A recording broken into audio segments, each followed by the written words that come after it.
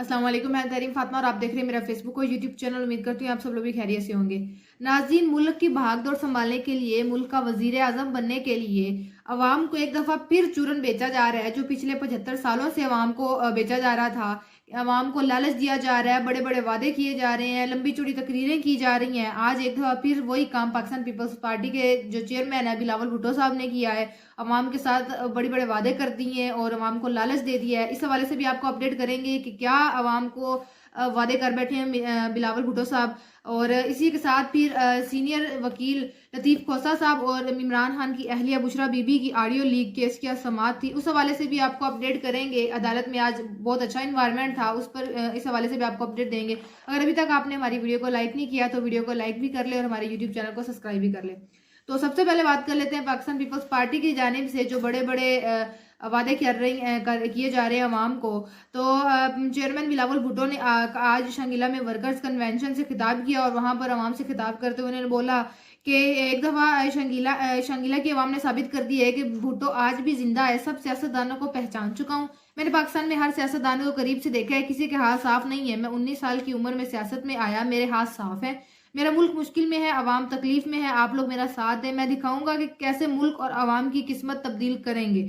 फिर उसके बाद उन्होंने बोला कि पुराने सियासतदान आज भी पुरानी सियासत कर रहे हैं। मुल्क में तकसीम की सियासत आज भी अरूज पर है, क्योंकि हमें टिकटॉक, गालम गलोच और गेट नंबर 4 की सियासत नहीं आती। गेट नंबर 4 आप समझ जाएंगे शेख रशीद साहब की तरफ इशारा कर रहे हैं, क्योंकि वो जब अपनी बाद में जिक्र करते हैं वो गेट नंबर 4 जो है वो अपनी बातों में अक्सर गेट नंबर 4 का इशारा देते हैं कि उन्होंने ज़्यादातर जो उनकी मामलात हैं वो फौज के साथ रही हैं। तो उसमें ये बात आज बिलावल भुट्टो साहब ने की। उसके बाद उन्होंने बोला, जब मैं वजीर खारजा था तो इस वक्त सैलाब आया और मैंने सिंध की आवाम से वादा किया था कि हम तमाम मुतासिरीन को घर बना के देंगे और आज सिंध में अपना घर, अपनी ज़मीन के तहत 22 लाख पक्के घर बन रहे हैं। तो मैंने एक बात जो भी है कि जब भी पीपल्स पार्टी वाले कोई बात करते हैं वो हमेशा एक स्पेसिफिक सूबे सिंध को लेकर बहुत बात करते हैं कि हमने सुबह सिंध में ये कर दिया, सुबह सिंध की आवाम के लिए हमने ये रिलीफ दी है, उनको घर बना के दिए हैं, ये पैकेजेस दिए हैं। तो जब आसिफ अली जरदारी साहब की हुकूमत थी, वो वजीर आजम बने थे, तो तब तो पूरे मुल्क की भागदौड़ उनके हाथ में थी। तब वो देख लेते हैं, अगर आपने मिसालें देनी तो पूरे मुल्क की दें कि जब आसिफ अली जरदारी साहब मेरे वाले साहब वजीर आजम थे तो हमने मुल्क के लिए ये किया। वो हमेशा जब भी उनके आप एग्जाम्पल सुनेंगे वो एक ही सूबे की दे रहे होते हैं, हमने सिंध में ये कर दिया, हमने सिंध में ये कर दिया, सिंध की आवाम को साफ पानी नहीं मिल रहा था, हमने उनको ये रिलीफ दी है, सिंध की आवाम की सड़कें नहीं ठीक थी, हमने इस इलाके की सड़कें बना दी हैं। तो आज भी उन्होंने अपनी तकरीर में सिंध का जिक्र किया कि सिंध की आवाम के लिए हमने घर बनाए हैं। फिर मजीद उन्होंने बोला, मुझ पर ना कोई करप्शन का दाग है, ना मेरे हाथ पर अवाम का खून है। मैंने अपनी जेब की बजाय अवाम की जेब को भरना है और नौजवानों के लिए यूथ कार्ड लाएंगे जिसकी मदद से आपको रोजगार लेने में आसानी होगी। हम अपने नौजवानों को कमाई के लिए यूरोप, जापान, चीन भेजेंगे। यहाँ पर बात, अगर आप बात कर रहे हैं मुल्क में लोगों को रोजगार देने की, नौजवानों को रोजगार देने की, तो आप मुल्क को इतना स्टेबल करें, इतना मुल्क को ताकतवर बनाएं कि अपने जो नौजवान है, पढ़े लिखे नौजवान है, यूथ है, वो अपने मुल्क में कारोबार करे। अपना मुल्क छोड़कर वो बाहर अर्निंग करने जा रही है, तो आप कैसे रोजगार देने की बात कर रहे हैं कि अगर रोजगार कमाने के लिए फिर भी यूथ को बाहर ही जाना पड़ेगा।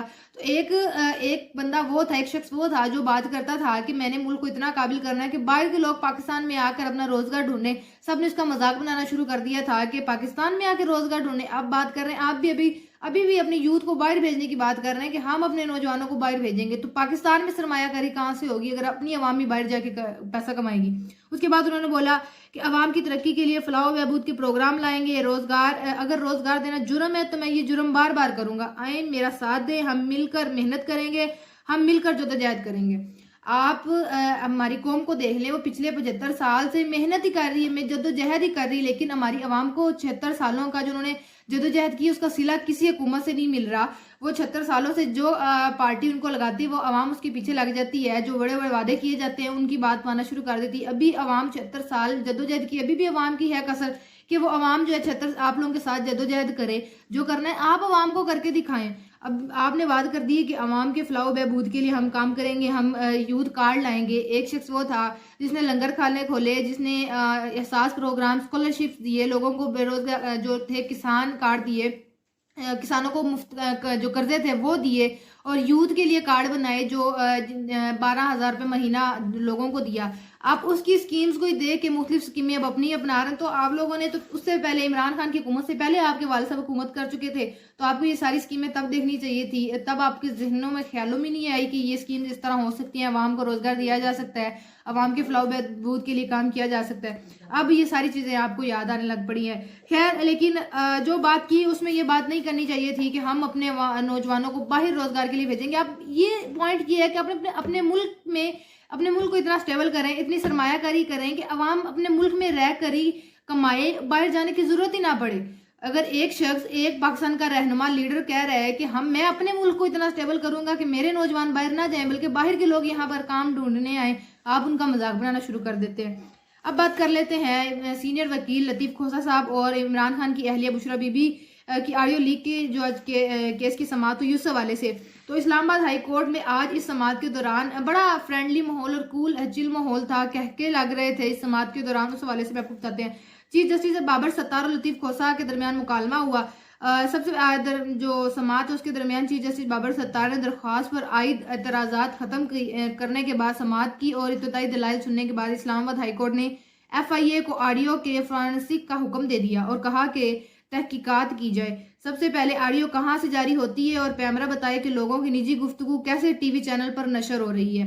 अदालत ने दरख्वास्त की कॉपी DGISI को भी भेजने का हुक्म दिया है और हिदायत की है कि DGISI भी रिपोर्ट दे कि ऑडियोज किसने रिलीज की हैं। दौरान समाअत चीफ जस्टिस बाबर सत्तार ने कहा कि दरख्वास्त पर रजिस्ट्रार ऑफिस का क्या एतराज है। वकील लतीफ खोसा ने कहा कि एतराज है, एक दरख्वास्त दायर करें, मुतफरिक दरख्वास्त कैसे कर सकते हैं, हालांकि ऑडियो लीक्स केस में मुतफरिक दरख्वास्त दायर हो सकती है। दौरान समाअत चीफ जस्टिस बाबर सत्तार ने रिमार्क्स दिए कि बिग बॉस सब सुन रहा होता है। तो ये बात कर रही थी चीफ जस्टिस साहब की। उसके बाद जो अदालत है वो कहकों से गूंज उठी और एक फ्रेंडली माहौल बन गया जिसमें सब हंसने लग पड़े।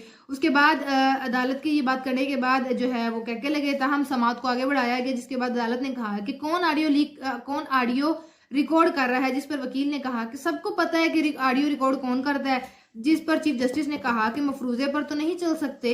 लतीफ खोसा ने मौकफ अपनाया कि ये मेरा नहीं बल्कि पूरे मुल्क के वकला का मसला है। वकील मौकफ से आजादी से बात ना कर सके तो निज़ाम और इंसाफ कैसे मिलेगा। सही बात है कि अगर एक मौकल है वो अपने वकील से ही खुलकर बात नहीं करेगा तो जो केस है वो एट द एंड काम पहुंचेगा और जो उस हवाले से इंसाफ है वो मौकल को तो मिल ही नहीं सकेगा। जब एक वकील की और मौकल की ऑडियोज लीक हो जाएंगी तो पीछे तो कोई केस का बात ही नहीं रह जाती। इस पर चीफ जस्टिस ने दरियाफ्त किया कि क्या ऑडियो जो है सोशल मीडिया पर आई थी। वकील ने बताया कि ऑडियो तमाम टीवी चैनल्स ने नशर की। जज ने पूछा सबसे पहले ट्विटर पर आई थी या कहीं और आई थी। ये मालूम हो जाए रिलीज कहाँ हुई है तो पता चल सकता है कि रिकॉर्ड किसने की थी। लतीफ खोसा ने कहा कि पैमरा वैसे तो किसी का नाम लेने पर भी स्क्रीन बंद कर देता है, मुझसे तो कोई बात नहीं करता कि आपका फोन महफूज नहीं है तो आप लिहाजा थोड़ी केयर करें।